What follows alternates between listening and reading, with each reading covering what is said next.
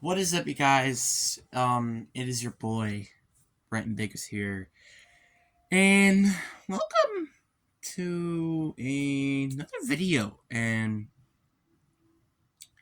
we got some videos coming out, let's just say. So, before we get actually into the video, I will be making videos on teams now. I don't know if there's going to be any specific team that I might just, or videos I might just these videos I might wait on, because there could be some potential playoff teams that could be thrown in there, so you never know, I guess. But I guess at the same time, you should also probably include the teams, because I guess the regular season is the only thing that counts, so I guess that's something. But anyway, so yeah, and also, again, same thing, if you're wondering why I have the exact same shirt on, and the videos are like a couple of days later, it is going to just be because I am uploading them at a later time than the videos that I'm already making. So, yeah, but yeah, let's get into it.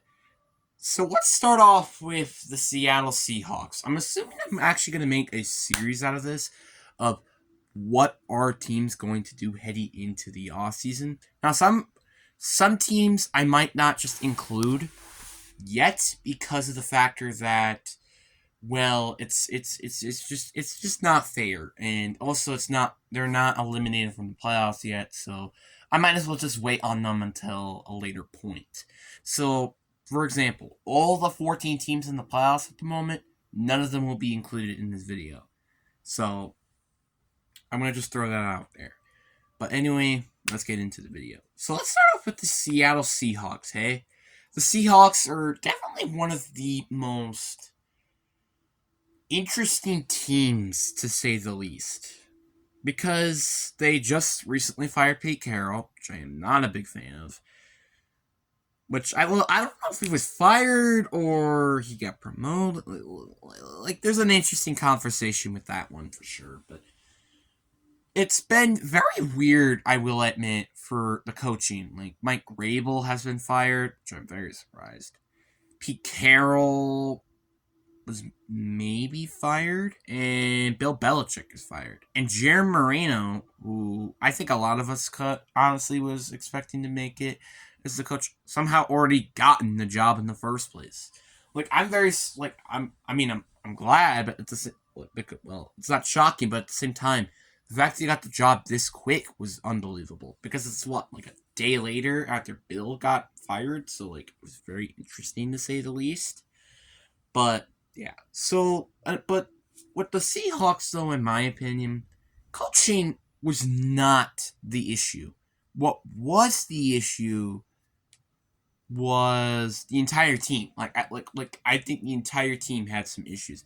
Obviously, I think there were some players that were definitely good, but maybe some of them could have been injured. For example, Abraham Lincoln and Charles Cross. But I just want to throw out there my personal opinion of what the team needs to focus on. And one is quarterback. Now, obviously, I'm not saying Geno Smith sucks or anything. He was very inconsistent this year. Like, some games he would be absolutely amazing, and then some games he would be absolutely terrible. So it's kind of just an inconsistency, and it's a little concerning. And we can't use inconsistency in the NFL. And this is why, or for a quarterback. And this is one of the reasons of why I just think Josh Allen's overrated. He's kind of just been inconsistent. And same thing with Kirk Cousins, because he's inconsistent. Like, I don't like inconsistent quarterbacks, and especially if they're on one of my favorite teams. Now, Jordan Love, I'll give a pass, obviously, because, again, this is his first year. But then he was less inconsistent than Geno Smith. Because Geno Smith could have really good games, and then he could have absolutely terrible games, and it's kind of his fault. You know, it's not fault is this Kenneth Walker, and I just have to admit there are a lot of holes on offense that just ain't quarterback. For example, the offensive line. Now, obviously, our tackles are fine with Abraham Lucas, Charles Croft, but you could maybe have a bit of concern in depth, because we did have to sign Jason Peters in the during the season. But it's the interior offensive line that concerns me. Damian Lewis, sure, he's decent, but outside of that, you have Evan Brown and Anthony Bradford, who is a fourth-round pick, by the way, rookie. So that's a bit of a concern. Obviously, he was decent, I think, this year, but like that doesn't mean anything. We could definitely use some more O-line depth anywhere, honestly. And another position I think could be an interesting spot. Actually, that's basically it. Like tight end is good. Receivers are locked for a while now. Well, maybe not for a while because it's tight locked in. And then you have the running backs, which are also a lock. So basically, the offense barely has any holes, and yet it's been so inconsistent this year that it's been kind of interesting to say the least. Obviously, the first half of the season you can understand because Abraham Lucas being hurt for most of the year, but at the same time, it's just very unbelievable to say the least that this team has been this inconsistent for this entire year. And now we got the defense. Defense has been very interesting because the defense last year this was one of the more I think one of the worst defenses I think of last year, and then we came into the offseason where we got Bobby Wagner, we got Demontre Jones, and then we drafted Heather Witherspoon. Like we had so many adjustments to the defense, which got a lot of Seahawks fans, I'm assuming, high expectations into this year because their defense had more experience, number one, and two was better. Like it was clearly better, and I'm not gonna complain it to players like Devin Witherspoon or Tariq Woolen, kinda, because he did not have a good year this year, and Bobby Wagner and Bathe Mathek, especially Bathe Mathek, because he had a breakout season this year, but it was because of a lot of other players. Demontre Jones barely did anything, as I expected, as an overplayed player. Derek Hall, our second-round draft pick, barely did anything this year. Quandre Diggs actually probably did pretty good. Jamal Adams is getting officially now way too much money for of what he's been doing on this team. Cody Bryant was not the same at safety. So there were just a lot of things that just did not went our way on defense. Which, yeah, you could say that could be a coaching issue or something, but at the same time, it really wasn't. And especially during the midseason. For the best example is the Dallas Cowboys game. Now, I understand Dak is like an MVP caliber player. Tony Pollard's a very good running back, and CeeDee Lamb's an amazing receiver. Jake Ferguson's also a very good tight end, and our offensive line is also very good. But that's about it. Like, this team does not have a true WR2 outside of Brandon Cooks. But, like, Brandon Cooks, even then, he's like 30 years old. And then Tony Pollard is like basically their only running back. So when other running backs are coming on the field, it made it a little interesting to say the least. So yeah, you could definitely see here it just made no sense, and it got very frustrating, and it was mainly because of some players on defense. And heading into the offseason, technically, we're not supposed to have any needs. Like, I wasn't expecting heading into the offseason to say that, defensive line is going to be a need, or edge rushers are going to be a need, linebacker is probably going to be a need, maybe, and corner is going to be a need. I wasn't expecting this heading into the offseason. Well, heading into the end of the season, because you had Heather Witherspoon, Cody Bryant was number one safety, Trey Brown, and Tariq Woolen. Trey Brown, who could honestly be a breakout candidate whenever he decides to freaking show up. So, yeah. Like, it's so unbelievable how this defense, as talented as it is, did not play this good this year. Which is very interesting. And it's just interesting to say the least. And now, one thing I'm very interested in is who is our head coach going to be? Now, there is a big chance that it might potentially just be Dan Quinn, but at the same time, is that really going to happen? Because again, he's having such an amazing career as the defensive coordinator for the Dallas Cowboys, who right now currently are in the playoffs, going against the Packers. Like obviously, I'm very interested to say the least to see what the heck happens with him, and I'm just curious to see what happens. Now, at the end of the day, this is just my concerns with this team. And the other concern I have is the cap space. The cap space at the moment is not that great. You can honestly blame it because we have Jamal Adams' contract, then you have Deontay Jones' contract, which are both overpaid as well. Like, it's just those contracts that are just making things very hard with this team. Obviously, you could say also DK Metcalf's contract, but at least he deserves it. So, like, there actually are some players that deserve their contract. Some of them just don't. Like, for example, Jamal Adams and Deontay Jones. They just haven't really been doing I'm assuming what the Seahawks were expecting them to do. So it's just a little frustrating, especially for me, because I had high expectations for this year. Heck, go back to my video where I said this team is a dark horse Super Bowl contender. Because back then, I said there was basically no needs with this team. Maybe outside of the interior offensive line, there wasn't really any needs with this team. And now we are having problems with quarterback, interior offensive line, interior offensive line, defensive line, edge rushers, corner. Like there are actually now starting to build up some needs on this team. And that's a bit of concern. And I mean, you could also complain it could have been a bit of a coaching issue.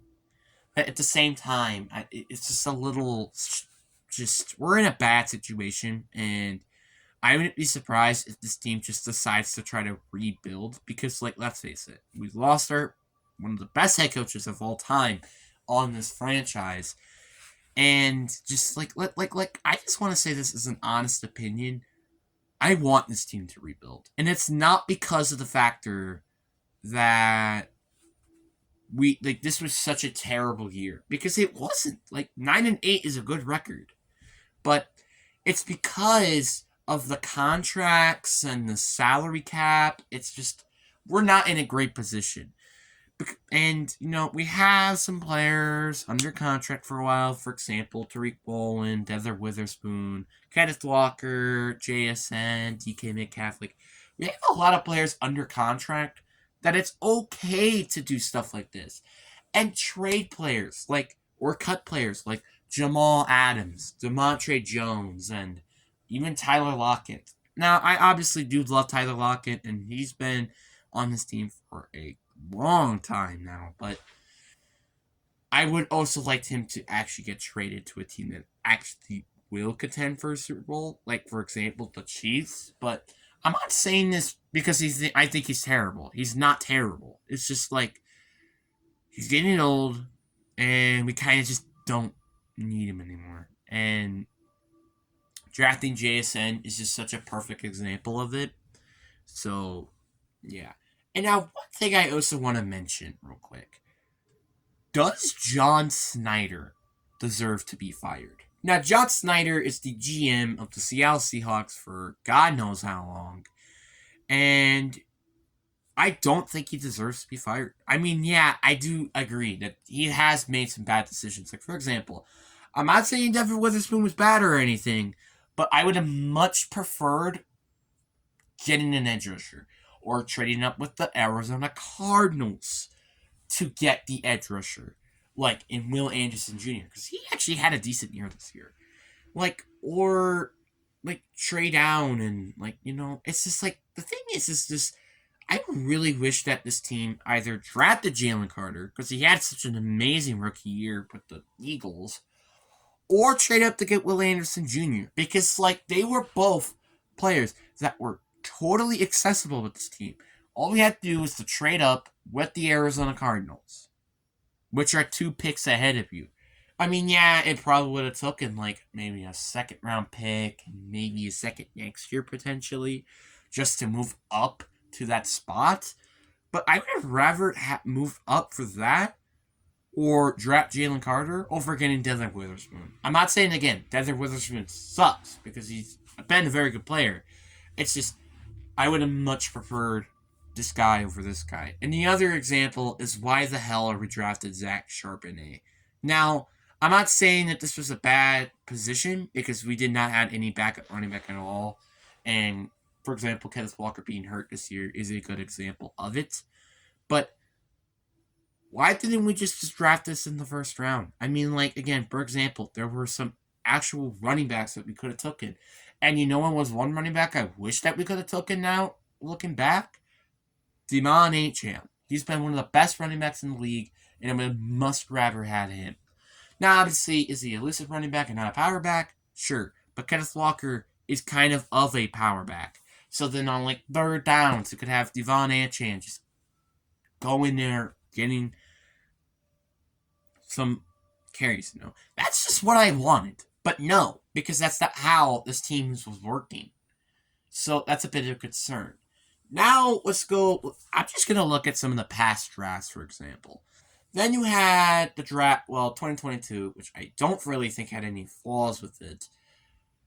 Just the only flaw, I guess you could kind of say. Actually, wait, hold on a minute. No, not really. I mean, like, Charles Cross has been amazing. Abraham Lucas has been good, despite for a third-round pick. Tariq Woolen's been amazing. A lot of these players have been very, very good. So I really can't say anything bad with that. But the 2021 draft, I can definitely say there were a lot of flaws. Now, I will give him credit for only having 3 picks, and Trey Brown was definitely a decent pick.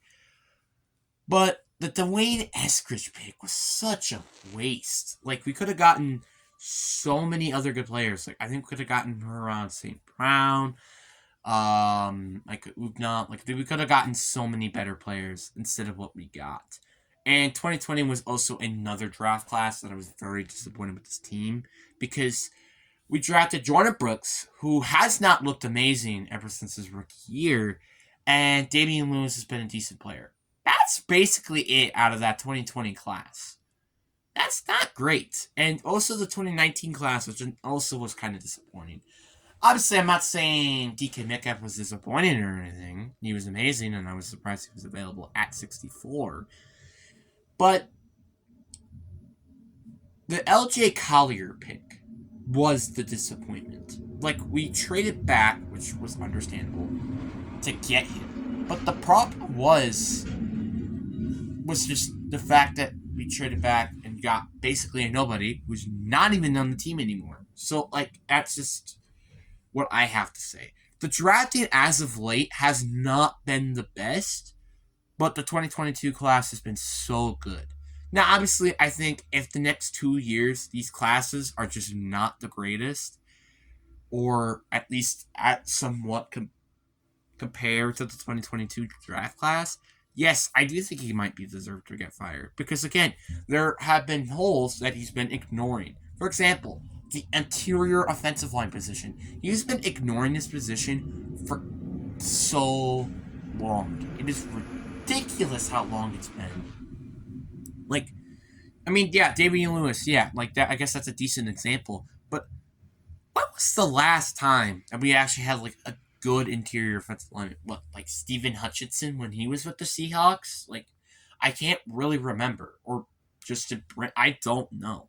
Because it's just astounding to me how this O-line has been, like, just a weakness of this team for so long. And now we arguably had our best offensive line for a long time. And yet, I'm still complaining about it. Like, that's the problem with this team, is that this team tries to be a run-heavy team, which I still can't believe they call this team a run-heavy team. And yet we still are supposed to play with a mediocre offensive line. It just makes no sense to me. It makes 0 sense. 0. So, yeah, again, this team has been arguably one of the most disappointing teams of this year. And I'm not surprised to that. Because I knew kind of a little bit, and especially at week 1, that this I had maybe a bit too high of an expectation with this team. Now, obviously, you can also say that I wasn't, well, like, again, I wasn't surprised to see the Niners being one of the best teams this year, but I was surprised to see the Rams being pretty good.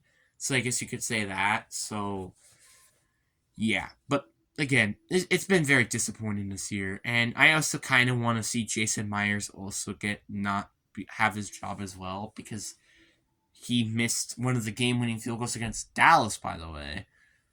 And we could have actually potentially made it into the. Let's just say we could have made it to the postseason if we won that game against the Rams. If he decided to make a freaking field goal for his life. Like, honestly, and actually the funny part about this, if the Seahawks didn't, well, let's say, for example, in reality, he made it that field goal, they would be going against Detroit, which I believe that they could have won. Then they would have probably gone against the Niners, which you never know at that point. So it's interesting to say the least that this team, if they just like Jason Myers did cost them a couple of games. Like, I think the Cowboys game was a decent example. The Niners game was a decent example. Well, the Thanksgiving one. And then the Rams was the perfect example of it. So you could arguably say it's his fault in those games. But outside of that, it's been mainly this entire team. But anyway, hope you guys enjoyed this video. I just wanted to just put out my personal opinion with this. Arguably my favorite team, as you can see right there. But yeah, but anyway, hope you guys enjoy. Peace.